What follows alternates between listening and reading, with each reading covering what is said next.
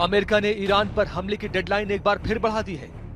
अब 6 अप्रैल तक ईरान के पावर प्लांट और एनर्जी इंफ्रास्ट्रक्चर पर हमला नहीं होगा। ट्रंप का दावा है यह फैसला ईरान के अनुरोध पर लिया गया है। हालांकि ईरान ने बातचीत से ही इनकार कर दिया है।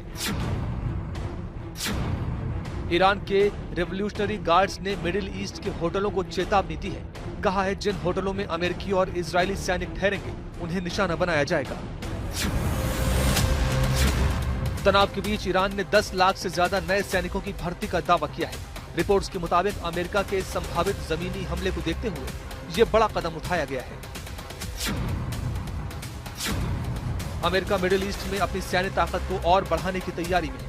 खबर है कि 10,000 अतिरिक्त सैनिकों की तैनाती हो सकती है, जिनमें 82nd एयरबोर्न डिवीजन भी शामिल है। होर्मुज स्ट्रेट को सुरक्षित रखने के लिए इंटरनेशनल फोर्स बनाने की तैयारी है। इसमें यूएई के शामिल होने की खबर है, जिसने अमेरिका को अपनी सहमति दे दी। इजरायल ने ईरान की राजधानी तेहरान में बड़ा हवाई हमला किया है। दावा है कि मिसाइल फैक्ट्री को निशाना बनाया गया, जहां खतरनाक हथियार तैयार किए जाते थे। ईरान ने कुवैत के अहम बंदरगाह पर ड्रोन हमला किया है, जिससे भारी नुकसान हुआ है। वहीं सऊदी अरब की ओर से भी मिसाइलें दागी गई हैं, जिनमें कुछ को एयर डिफेंस सिस्टम ने रोक लिया। जर्मनी के बाद अब फ्रांस ने भी इस जंग से दूरी बना ली है। फ्रांस ने साफ कहा है कि मिडिल ईस्ट का यह संघर्ष उसका नहीं है, जिससे नेटो देशों में मतभेद बढ़ते दिख रहे हैं। ईरान ने दावा किया है कि उसके हमलों में 600 से ज्यादा अमेरिकी सैनिक मारे गए हैं और हजारों घायल हुए हैं। साथ ही चेतावनी दी गई है कि हर हमले का जवाब कई गुना ज्यादा ताकत से दिया जाएगा। ईरान में सरकार के खिलाफ बोलने वालों पर कार्रवाई तेज हो गई है। फुटबॉलर सरदार आजमून को टीम से बाहर कर दिया गया है और कई पब्लिक फिगर्स की संपत्ति जब्त की गई है। 100 से ज्यादा लोगों की गिरफ्तारी भी हुई है। सरकार इसे देशद्रोह से जोड़ रही है। कुल मिलाकर ईरान में सरकार के खिलाफ आवाज उठाने वालों पर दबाव और कार्रवाई लगातार बढ़ रही है। मिडिल ईस्ट से जो खबरें आ रही हैं वो अब चेतावनी नहीं बल्कि महाविनाश की मुनादी है। वेस्ट एशिया की ये लपटें सिर्फ खाड़ी तक सीमित नहीं है। हिजबुल्लाह के मोर्चा खोलते ही लेबनान का दम घुटने लगा है। दुनिया उस दहलीज पर खड़ी है जहां से वापसी का हर रास्ता हॉर्मुज से भी ज्यादा संकरा है। इजरायल ने अपना फाइनल अल्टीमेटम दे दिया है कि अब समझौता नहीं, केवल संहार होगा। इजरायली सेना जो है वो लेबनान के भीतर घुसकर हिजबुल्लाह के एक एक ठिकाने को मलबे में तब्दील कर रही है। सवाल यह है कि क्या यह सिर्फ अपनी सुरक्षा के लिए बनाया गया एक बफर जोन है या फिर लेबनान की संप्रभुता पर सीधा कब्जा इजरायल का मकसद है। लेबनान की सरकार का इस ग्राउंड इन्वेजन पर क्या रुख है? इजरायली सेना अब सिर्फ आसमान से आग नहीं बरसा रही, बल्कि लेबनान की छाती को चीरते हुए उसके अंदर घुस चुकी है। ये ग्राउंड इन्वेजन है वेस्ट एशिया की जंग का दूसरा चरण, यानी आमने सामने का युद्ध। और युद्ध मेरे हिसाब से तो आगे और भयंकर होने वाला है। अमेरिका शायद इस समय का इस्तेमाल करके अपनी तैयारियां पूरी कर रहे हैं।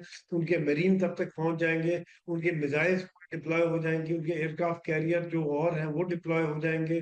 तो अमेरिका दोबारा से, जिसको हम कहते हैं फौज में टैक्टिकल ब्रेक लिया है, इन्होंने वो पॉज लिया है जिसके द्वारा रीग्रुप करके दोबारा तैयारी करके और भारी हमले कर सके, अगर ईरान तब तक नहीं मानता है तो।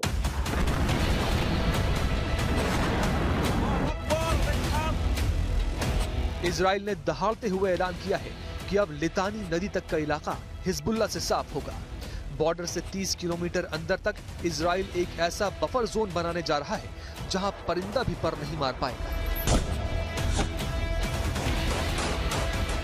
अब तक हिजबुल्लाह ने दावा किया है कि उसने इजराइल और दक्षिण लेबनान में तैनात इजरायली सेना पर 124 हमले किए हैं, जिनमें रॉकेट, मिसाइल और ड्रोन का इस्तेमाल हुआ।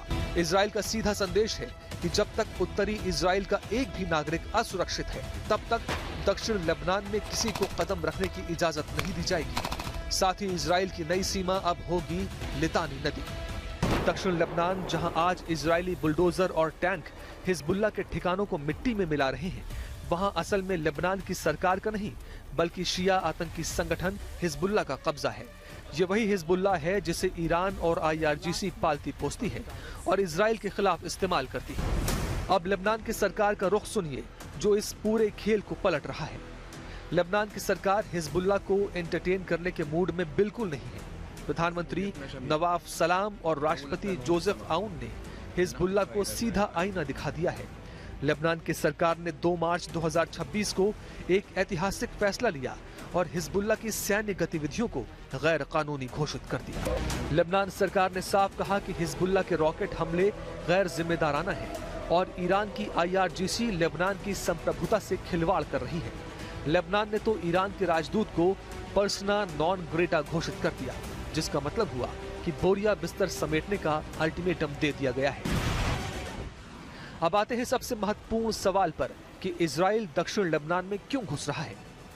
ये इलाका हिजबुल्लाह का गढ़ बन चुका है, जहां से वो इजराइल पर हमले करता है। हालांकि यहाँ शियाओं के साथ ईसाई और सुन्नी भी रहते हैं। आंकड़ों के हिसाब से दक्षिण लेबनान की आबादी का करीब 60.9% शिया मुस्लिम है, 17.4% सुन्नी मुस्लिम, 21.1% ईसाई समुदाय से आते हैं, जबकि लगभग 0.16% द्रूज और करीब 0.35% अन्य छोटे समुदायों के लोग यहाँ रहते हैं। इजराइल का मकसद साफ है, हिजबुल्लाह की इस इलाके से सप्लाई लाइन को काटना। लितानी नदी के 5 पुल उड़ाए जा चुके हैं। प्रधानमंत्री बेंजामिन नेतन्याहू और मैंने IDF को आदेश दिया है कि लिटानी नदी पर बने उन सभी पुलों को तुरंत नष्ट कर दिया जाए जिनका इस्तेमाल आतंकवादी गतिविधियों के लिए किया जाता है, ताकि हिजबुल्लाह आतंकवादियों और हथियारों को दक्षिण की ओर जाने से रोका जा सके। और इसके अलावा गाजा में बेत हनून और राफा मॉडल के अनुरूप इजरायली समुदायों के लिए खतरों को विफल करने के लिए संपर्क गांवों में लेबनानी घरों को नष्ट करने की प्रक्रिया में तेजी लाई जाएगी। लेकिन लेबनान की सरकार एक दो धारी तलवार पर चल रही है। एक तरफ वो हिजबुल्लाह के खिलाफ है तो दूसरी तरफ इजराइल द्वारा नागरिक ठिकानों जैसे कासमिये पुल पर हमले को सामूहिक सजा बता रही है। लेबनान अब संयुक्त राष्ट्र सुरक्षा परिषद पहुंच चुका है। वो इजराइल की शिकायत कर रहा है और तुरंत युद्ध विराम की मांग कर रहा है। प्रधानमंत्री नवाफ सलाम यहां तक कह रहे हैं कि वो इजराइल से सीधी बात करने को तैयार हैं, ताकि लेबनान को कब्रिस्तान बनने से बचाया जा सके। ये जंग अब ईरान और इजराइल के बीच के प्रॉक्सी वॉर के दूसरे और सबसे खतरनाक चरण में पहुंच चुकी है। इजराइल पीछे हटने को तैयार नहीं और हिजबुल्लाह अपनी आखिरी सांस तक लड़ने को तैयार है।